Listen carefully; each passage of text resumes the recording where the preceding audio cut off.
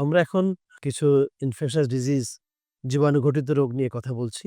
এর মধ্যে একটা হচ্ছে টাইফয়েড, যক্ষ্মা, তারপরে কমন কোল্ড, ইনফ্লুয়েঞ্জা এগুলো সাধারণত কমনলি হয়। জীবাণুঘটিত রোগের মধ্যে ব্যাকটেরিয়া দিয়ে হয় যেমন টাইফয়েড, এটা সালমোনেলা টাইফি নামক একটা অর্গানিজম দিয়ে হয়। এটা ফিকো-ওরাল রুটে হয়। তার মানে হচ্ছে এটা মানুষের মলমূত্রের মাধ্যমে ছড়ায়। এটা যখন কোনো পানিতে মেশে, সেই পানি যখন কোনো ব্যক্তি খাবে, তখন তার এই টাইফয়েড হতে পারে। তার মানে হচ্ছে অসচেতনতাই এ রোগের একটা বড় কারণ। যেখানে সেখানে পানি খাওয়া, যেখানে সেখানে খাবার খাওয়া, যেখানে সেখানে মল ত্যাগ করা। এই কারণে এটা হয়ে থাকে। টাইফয়েড জীবাণু যখন আমাদের শরীরে ঢুকবে, এর জ্বর সাধারণত ৩-৪ দিনের মধ্যেই ১০৩-৪ হয়ে যায়। ১ম দিনে নয়।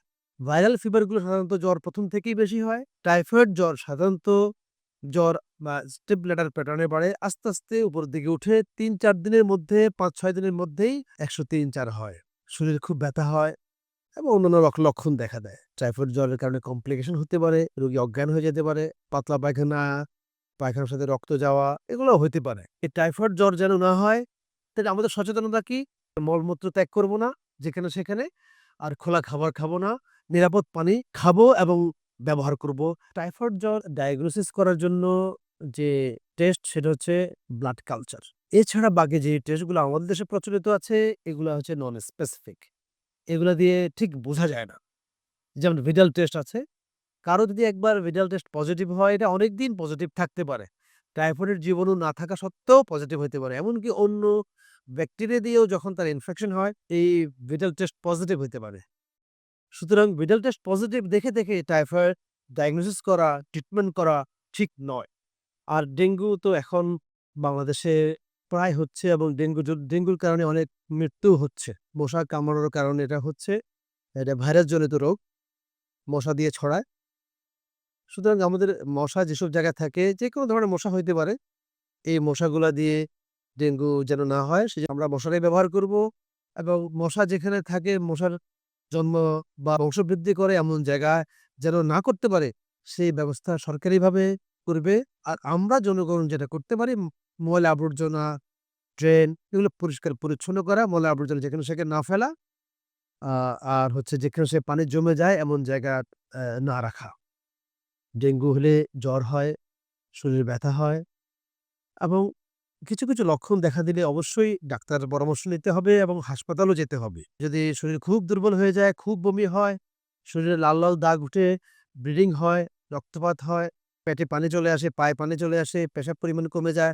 দুর্বল হয়ে গেলে অবশ্যই আমরা ডাক্তারের পরামর্শ নেওয়া এবং হাসপাতালে ভর্তি হওয়া লাগে। ডেঙ্গু হলে সবার হাসপাতালে ভর্তি হওয়ার প্রয়োজন হয় না। এসব লক্ষণ দেখা দিলেই শুধু হাসপাতালে ভর্তি দরকার। এজন্য ডেঙ্গু হলেই আমরা সবাই হাসপাতালে ভর্তি হওয়ার চেষ্টা করব।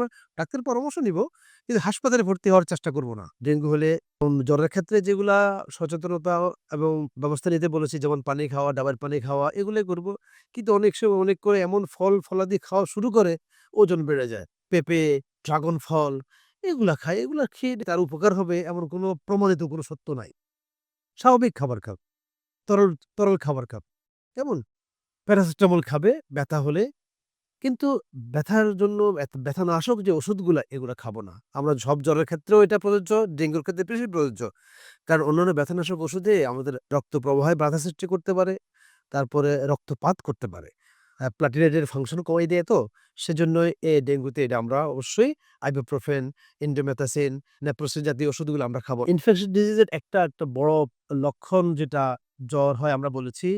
আরেকটা বলেছি যে আ যেই সিস্টেমে আক্রান্ত হয়েছে, সেই সিস্টেম অনুযায়ী লক্ষণ দেখা যায়। যদি আমাদের খাদ্যনালী আক্রান্ত হয়, সেখানে বমি হতে পারে, ডায়রিয়া হতে পারে। যেমন কলেরা। কলেরা ছাড়াও যেকোনো অন্যান্য যেসব ডায়রিয়াতে পাতলা পায়খানা হয়, পানির শূন্যতা দেখা দিয়ে মৃত্যু হতে পারে। এছাড়া অ্যামিবিয়াসিস নামে একটা রোগ আছে। অ্যামিবা এটা একটা প্রোটোজোয়া জাতীয় জীবাণু। এটা আমাদের শরীরে ব্লাডি ডায়রিয়া করে, ডিসেন্ট্রি করে। ওইটা ব্যাকটেরিয়া দিয়েও হতে পারে, অ্যামিবিয়া দিয়েও হতে পারে। তো এক্ষেত্রে আমরা পাতলা পায়খানা হোক, পায়খানার সাথে রক্ত যাওয়া হোক, কলেরা হোক, আমরা যেন না হয় সেজন্য আমরা আগে যে সচেতনতা কথা বলেছি সেগুলাই খোলা খাবার খাবো না, যেখানে সেখানে মলমূত্র ত্যাগ করব না, পার্সোনাল হাইজিন মেইনটেইন করব, স্যানিটারি ল্যাট্রিন ব্যবহার করব, নিরাপদ পানির সেবন করব এবং ব্যবহার করব। ডায়রিয়া হলে, পাতলা পায়খানা হলে আমরা ডাক্তারের পরামর্শ সাপেক্ষে অ্যান্টিবায়োটিক খাও। পর্যাপ্ত পানি খাও। পেশাবের পরিমাণ কেমন হচ্ছে খেয়াল করো। যদি পেশাবের পরিমাণ কমে যায়, ডেইলি 500 সিসি ৫০০ সিসির কম হয়ে যায়, বুঝতে হবে যে আমার ডায়রিয়াটা অবশ্য আমার এখন স্যালাইন লাগবে। স্যালাইন খাচ্ছি এতে কাজ হচ্ছে না, আমার স্যালাইন লাগবে। তখন অবশ্যই ডাক্তারের সাথে পরামর্শ নিব। বলা হয় ডায়রিয়া রোগীর অ্যান্টিবায়োটিক তখনই লাগে যদি রক্ত যায় পায়খানার সাথে। যদি ডেইলি ৮-১০ বারের বেশি পায়খানা হয় তখন।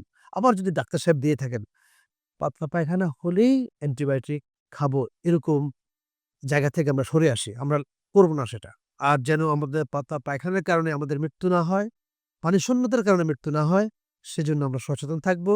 পর্যাপ্ত ওরসালাইন আমরা খাবো, ওরসালাইন ঘরে রাখবো। তাইলে আশা করি এগুলা কম হবে। এই আ সমস্যা থেকে আমরা আ বিরত থাকতে পারবো, নিরাপদ থাকতে পারবো ইনশাআল্লাহ।